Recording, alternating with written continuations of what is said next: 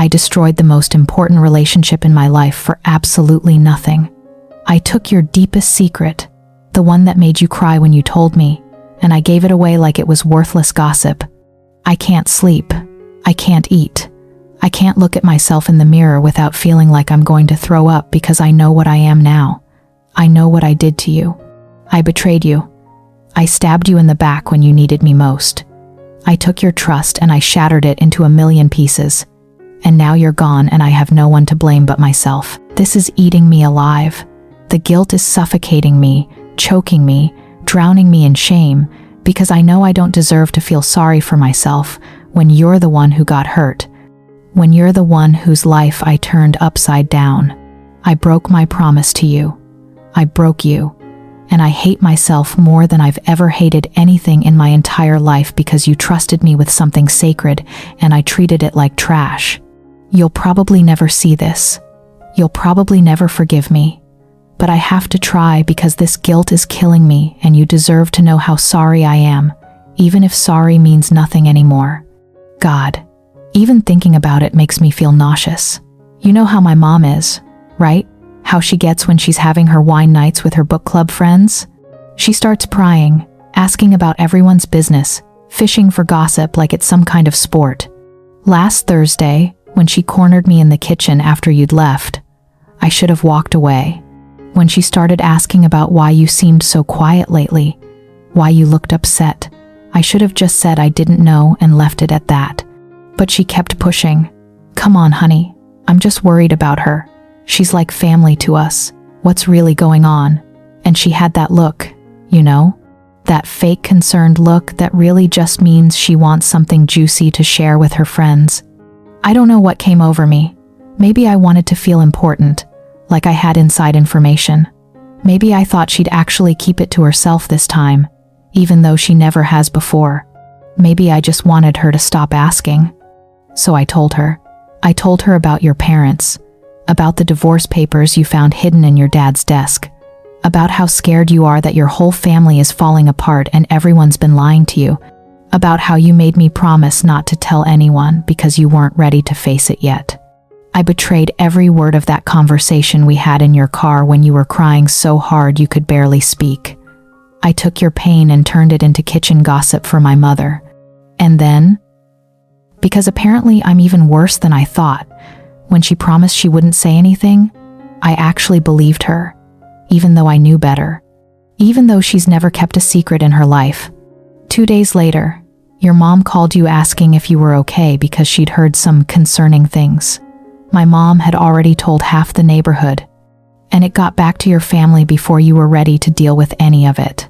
I forced you into a conversation you weren't prepared for. I stole your chance to process this on your own timeline. I took away your choice. When you showed up at my door that night, I knew before you even said anything. Your face was all red and puffy from crying, and you had this look I'd never seen before. Not just hurt, devastated, completely betrayed. How could you tell your mom? You kept asking. How could you tell your mom when you knew she can't keep her mouth shut? How could you do this to me? And the worst part was, watching you try to hold it together while you were falling apart. You kept wiping your eyes and taking deep breaths, like you were trying to compose yourself, but I could see you were breaking, actually breaking, right there in front of me. You told me your mom confronted you about the divorce at dinner, in front of your little sister, said she'd heard through the grapevine that you already knew, so there was no point in pretending anymore. Your sister started crying, asking what divorce, what was happening to your family, and your dad just sat there, looking defeated. They weren't ready, you said, and your voice cracked. Jida wasn't ready. I wasn't ready. But because you couldn't keep your mouth shut, my whole family had to have the worst conversation of our lives over chicken casserole. I tried to apologize, tried to explain, but you just shook your head. I trusted you. You said, out of everyone in the world, I trusted you. I thought you were the one person who would never hurt me like this. That's when you told me you were done. Done with me. Done with our friendship. Done pretending like this was something we could get past. You took off the bracelet we'd made together in middle school, the one you'd worn every single day for 6 years, and left it on my dresser. "Don't contact me," you said. "Don't text me, don't call me, don't show up at my house. I can't look at you right now without feeling sick." The door slam when you left was so final, so permanent. I picked up that bracelet and just held it, crying harder than I think I've ever cried in my life, because I knew I'd lost you forever, and it was completely my fault. It's been 2 months since that night, and I replay it constantly. I replay our whole friendship, actually, looking for signs that I was always this terrible person and just didn't realize it. But that's the thing, I don't think I was, which somehow makes this worse, because it means I chose to become this person. I chose to betray you. I keep thinking about all the times you kept my secrets. When I cheated on that history exam junior year and felt so guilty I confessed to you, you never told anyone. When I had that panic attack before prom and didn't want anyone to know, you covered for me and never mentioned it again. When I told you I was scared I might be gay and wasn't ready to tell anyone else, you just hugged me and said you loved me, no matter what. You were loyal. You were trustworthy. You were everything a best friend should be, and I repaid that by being the worst kind of person, the kind who uses your pain for someone else's entertainment. But honestly, I think it was simpler and more pathetic than that. I think I just wanted my mom to stop asking questions, and I took the easy way out. I sacrificed your trust for my own convenience, and that's unforgivable. The guilt is suffocating. I wake up every morning thinking about you, wondering how you're doing, how your family is handling everything. I drive past your house sometimes, not to bother you, just to see if you're okay, and I feel this physical ache in my chest. I miss you so much it hurts. I miss texting you random thoughts throughout the day. I miss our Saturday morning coffee runs. I miss having someone who gets all my references and laughs at my stupid jokes. I miss being able to call you when something good happens, or when something terrible happens, or when nothing happens at all and I just want to hear your voice. But more than missing you, I hate that I hurt you. I hate that I made your family situation worse. I hate that I proved your instinct to be careful about who you trust was right, and I was the person who taught you that lesson. I know I don't deserve your forgiveness. I know that trust, once broken this badly, doesn't just magically repair itself, because the person who broke it feels really, really sorry. I know that some betrayals are too deep, cut too close to the bone, to ever fully heal. But I need to try. I need to put this out into the universe, even if you never see it, even if it changes nothing between us.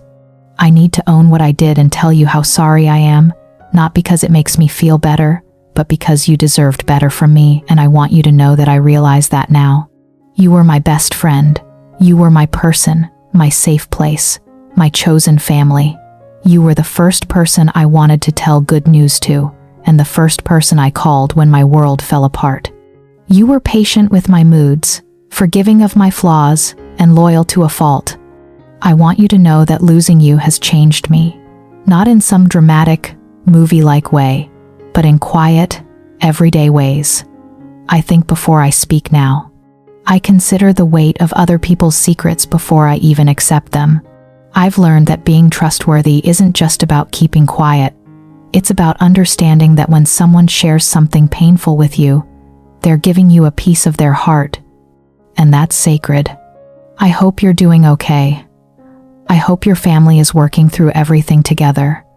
I hope your parents are being honest with you and Emma now, and that you're all getting the support you need. I hope you've found other people to trust, people who actually deserve that gift. I hope someday you can think about our friendship and remember the good parts without the anger. I hope you can remember us laughing until we cried, staying up all night talking about everything and nothing, supporting each other through all those awkward teenage years. I hope our friendship meant something to you, even though I ruined it. And if someday, maybe not today, maybe not next year, but someday, you find it in your heart to forgive me, I want you to know that I'll spend the rest of my life trying to be worthy of that forgiveness.